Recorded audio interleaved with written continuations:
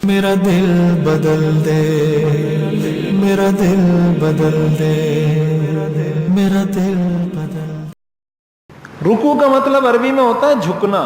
قرآن کریم میں آتا ہے وَارْكَعُوا مَعَ الرَّاكِعِينَ، رکوع کرنے والوں کے ساتھ رکوع کرو۔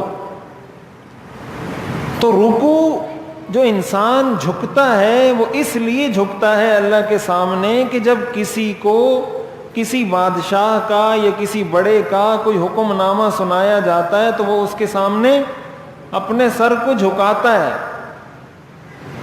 اپنے سر کو جھکاتا ہے۔ یہ جھکانا اس بات کی دلیل اور نشانی ہوتی ہے کہ اس بڑے کے حکم کے سامنے میرا سر تسلیم خم ہے اور میں حاضر ہوں، جو حکم اس کا ہوگا میں اس کو ماننے کے لیے تیار ہوں۔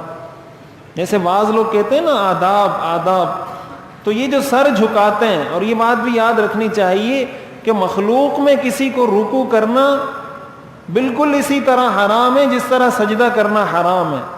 بعض لوگ ہاتھ ملاتے ہیں تو اتنا جھکتے ہیں کہ وہ رکوع بن جاتا ہے، یہ حرام ہے، ناجائز ہے، گناہ کبیرہ ہے۔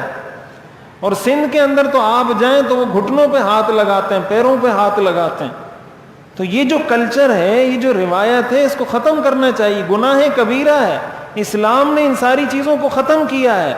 صحابہ جب حضور علیہ الصلاۃ والسلام کے خطوط لے کر بادشاہوں کے دربار میں گئے تھے تو وہ سارے تو اپنے بادشاہوں کے سامنے رکوع کیا کرتے تھے۔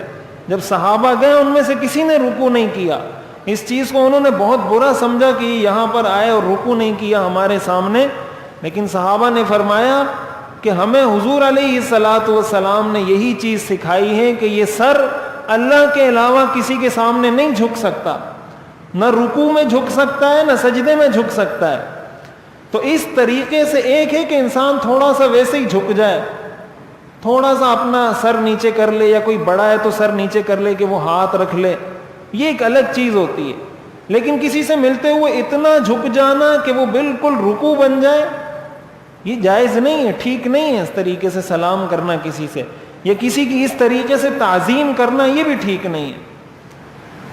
تو یہ جو انسان جھکتا ہے یہ اللہ کی تعظیم کے لیے جھکتا ہے، اللہ کو بڑا مانتا ہے، اللہ کو عظیم مانتا ہے، جس کی وجہ سے وہ اللہ کے سامنے جھکتا ہے۔ میرا غفلت میں ڈوبا دل بدل دے، ہوا و حرص والا دل بدل دے،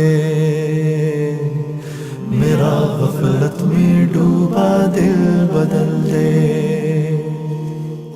خدایا فضل فرما دل بدل دے۔